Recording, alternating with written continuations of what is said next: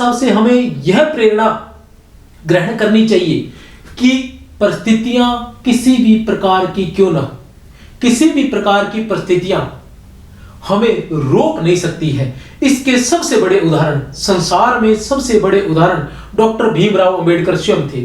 जैसी परिस्थितियों का सामना उन्होंने किया था, मुझे नहीं लगता कि संसार में वैसी परिस्थितियों का सामना किसी ने किया होगा। और जैसी हस्ती वो थी, मुझे नहीं लगता कि संसार में कोई उनके इक्वल कोई होगा।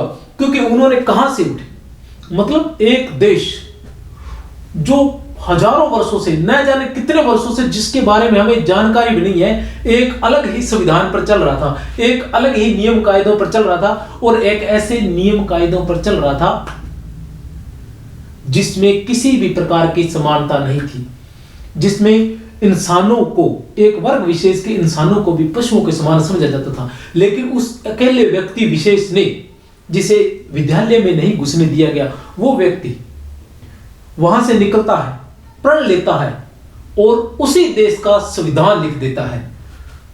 तो परिस्थितियां कहीं भी किसी व्यक्ति को रोकती नहीं है। चाहे डॉक्टर भीमराव अंबेडकर को ले लीजिए, आप अब्दुल कलाम जी को ले लीजिए, वो अखबार बेचा करते थे और इस देश के राष्ट्रपति बने। अब ऐसे बहुत से जो महान व्यक्तित्व हमारे देश में हैं कि जिनको परिस्थितियां रोक नहीं पाई, और आप अगर प्रयास करते हैं तो आपको कोई भी परिस्थिति कभी भी रोक नहीं पाती है।